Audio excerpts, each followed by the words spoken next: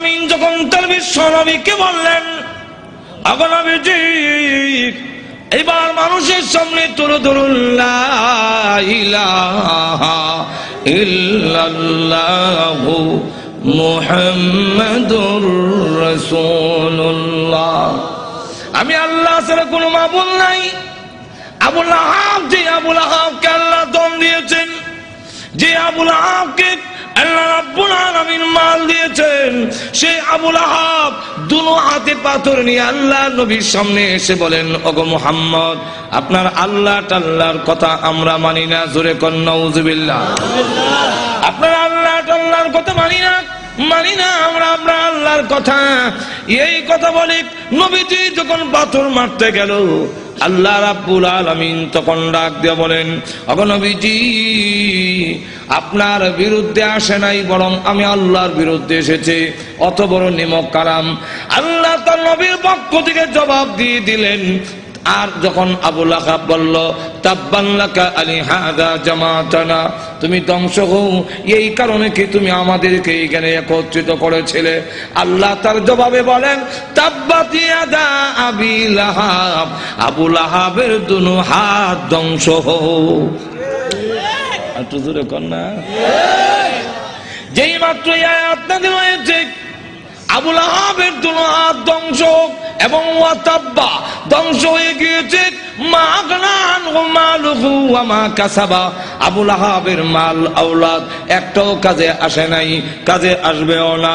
আল্লাহ রাব্বুল আলামিন আরো বলেন, সায়াসলা নারান যাতা লাহাবিন ওয়া ইমরাআতুহু, আল্লাহ রাব্বুল আলামিন বলেন, অচিরেই আবু লাহাব এবং আবু লাহাবের স্ত্রী দুজন শিখাময় আগুনের জাহান্নামের আগুনে প্রবেশ করবে। এই আয়াত নাযিল হওয়ার পরে প্রশ্ন হইতে পারে, আবু লাহাবের স্ত্রীর কথা উম্মে জামিলের কথা কেন আনলো? মহিলার কি দোষ? মহিলার কথা উল্লেখ করেছেন হাম্মালাতুল হাতাব। আল্লাহ রাব্বুল আলামিন বলেন, ওই মহিলাটাও কি কারণ জানেননি? হাম্মালাতুন, বহন কর্নেওয়ালি। হাতাবা অর্থ হইল, মুফাসসিরিনে কেরাম এর সাথে দুইটা ব্যাখ্যার মিল রেখে মুফাসসিরিনে কেরাম বলেন, একটা ব্যাখ্যা হইল লাকড়ি, আর একটা ব্যাখ্যা হইল সুগুল করি। ওই আবু লাহাবের স্ত্রী গড়ে গড়ে ডেকে গিয়ে বলে, তোমরা কারা গো? মুহাম্মদ আমাদের ভাতিজা এবং আমার বিয়াই, আমি তার সম্পর্কে ভালো করে জানি, তোমরা তার কাছে যাইও না, সে পাগল, তার কাছে তোমরা যাইবা না। আল্লাহর নবীর বিরুদ্ধে গড়ে হেঁটে হেঁটে গিয়ে বলে, মুহাম্মদ পাগল, তার কাছে যাইও না। আল্লাহর নবী ডাক দিয়ে বলেন, প্রভু গো, আমার আপন চাষি এবং আমার আপন লোকগুলো যদি এইভাবে অপপ্রচার করে, আমি দাওয়াতের কাজ কেমনে করব? আল্লাহ ডাক দিয়ে, নবীজি, ভয়ের কোনো কারণ নাই, মানুষের দিলের মালিক আমি আল্লাহ। আপনার বিরুদ্ধে যারা গিয়া উস্কানি দিবে এবং বলবে পাগল, এদের দিল আমি আল্লাহ ঘুরাইয়া দিব, অটোমেটিক এরা আপনার কাছে হাজির হয়ে যাবে। ঠিকই দেখা গেল, যাদের কাছে গিয়া বলে মোহাম্মদ পাগল, মোহাম্মদ পাগল, বলে হ্যাঁ, তুই বড় বড় নেত্রী নামছে কেন? নেত্রী নামছে কেন? এতে বোঝা যায় পাগল ও ছোট পাগল না, অনেক বড় পাগল, অসাধারণ পাগল। চলো একটু পাগলটা দেখে আসি। পাগল দেখতে এসে দেখা দেখে আল্লাহর নবীর নুরানি চেহারা এত সুন্দর, খানায় কাবার সামনে দাঁড়ায় কোরআন শরীফ পড়ে, নবীজির চেহারার আলোতে কাবা ঘরের দেওয়াল আলোকিত হয়ে গেছে।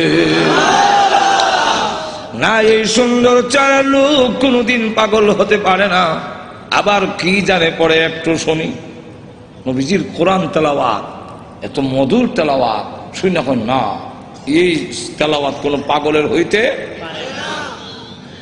والشمس وضحاها والقمر إذا تلاها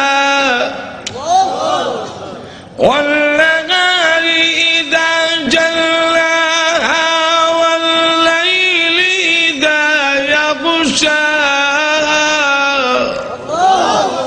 পিছন থেকে তারা কর, এই লোক কোনদিন পাগল হতে পারে না, তিনি আল্লাহর পয়গম্বর, কালিমা পড়ে মুসলমান হয়ে গেছে।